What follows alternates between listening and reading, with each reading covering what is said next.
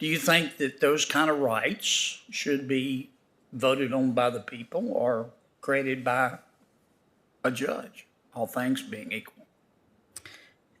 As a judge, I would have to consider the Supreme Court precedent with respect to the articulation of a right, enumerated or unenumerated, and apply that to a particular case that came before me. Right.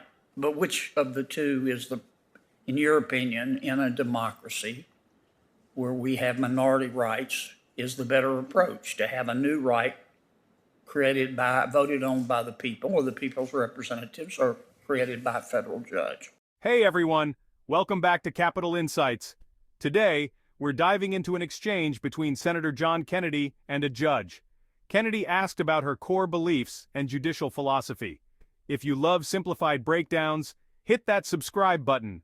Senator Kennedy starts by setting the tone. He's not here to dig into specific cases. He's after her judicial philosophy. It's about how she thinks. That distinction is crucial. Judicial philosophy reveals how judges view their role. Don't forget to hit that subscribe button. Next up, Kennedy asks a straightforward but powerful question. Do you think America is mostly good or mostly bad? The judge's response is confident. She believes America is mostly good. Her story shows pride in the American judicial system and the rule of law. For Kennedy, this question likely aims to understand her level of optimism or skepticism. Now here's where it gets interesting. Kennedy asks whether freedom and democracy are the same thing. Can democracy sometimes fail to protect freedom? Majorities can make unjust decisions harming individuals or minorities. The majority can sometimes get it wrong. The Constitution safeguards rights. Judges' understanding impacts civil rights and freedom of speech. Then, we hit one of the most complex parts of the conversation: unenumerated rights. These are rights not explicitly listed in the Constitution. Kennedy asks whether these rights should be decided by public vote or by judges. The judge references Washington v. Glucksberg, a test for recognizing these rights. She says these rights should be deeply rooted in American history and traditions. Kennedy's question dives into the judiciary's role in defining rights. Are rights like privacy ones we vote on, or do courts interpret them? I'm not going to ask you about any Supreme Court, ask you to comment on any Supreme Court cases, and I'm certainly not going to ask you about a case in front of you or how you would rule. I just want to try to understand how you think. That's okay.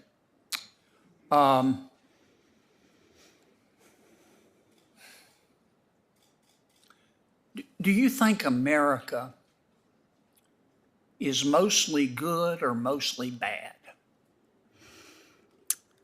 Senator, I took my boys for a walk yesterday around this neighborhood, and we stopped outside the Supreme Court, and one of them pointed out to me that the pillars in front of the Supreme Court are Corinthian, and we looked at the pediment above it, and it said equal justice under the law. I remember the first time I saw that building when I walked inside to interview for a clerkship with Justice Stevens. I carry that feeling of reverence for the rule of law with me in the responsibility that I have as a district court judge. I'm proud of my service on the court, and I'm proud to be a part of this American judicial system. Yes, ma'am. But do you think America is mostly good or mostly bad? America is mostly good, Senator. Thank you. Do you think freedom and democracy are synonymous?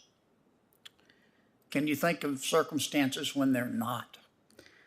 They're not synonymous, but I do think freedom requires democracy and democracy requires freedom. Yeah. But a majority in a democracy could vote to put somebody out of business just because they don't like them. Majority rules. But that wouldn't be right, would it? I mean, sometimes all of the fools are on the same side. You understand what I'm saying?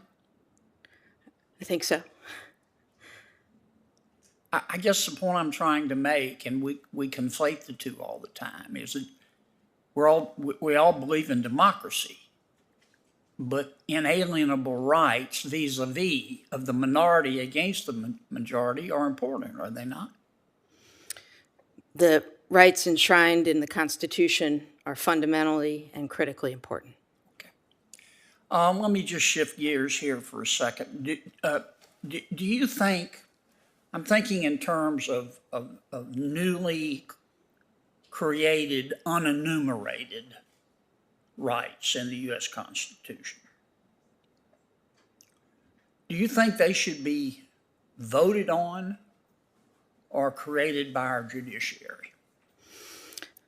Senator, I do want to be cautious not to weigh into a political or policy question, but of course the Supreme Court in Washington v. Glucksberg laid out the test for the recognition, or at least the pronouncement by the Supreme Court, of unenumerated rights. Those are rights that are deeply rooted in our nation's histories and traditions and implicit in the concept of ordered liberty. I'm just trying to understand your judicial philosophy, though. The right I'm talking about is unenumerated. If you read the Constitution, it wouldn't leap out at you. That's why we call it unenumerated, of course, a penumbra, if you will, which I'm still trying to figure out. Do you think that those kind of rights should be voted on by the people or created by a judge, all things being equal?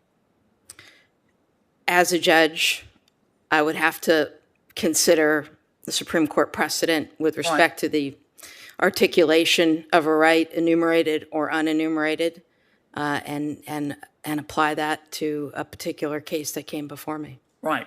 But which of the two is in your opinion, in a democracy where we have minority rights, is the better approach? To have a new right voted on by the people or the people's representatives, or created by a federal judge? I suppose to the extent it's a constitutional right, it was voted by the people in the founding, so it's at some level a creature of democratic governance. Okay. Thank you, Mr. Chairman. Thanks, Senator. Kennedy's final question challenges if constitutional rights are enough or if new rights should be added by judges. The judge answers thoughtfully, pointing out that constitutional rights are deeply democratic, suggesting a balance between tradition and new interpretations. That's a wrap on this fascinating hearing. Kennedy's questions dig deep into judges' approach to complex issues, balancing freedom, democracy, and rights. Hit like, subscribe to Capitol Insights, and share your thoughts in the comments. Thanks for watching. See you in the next video.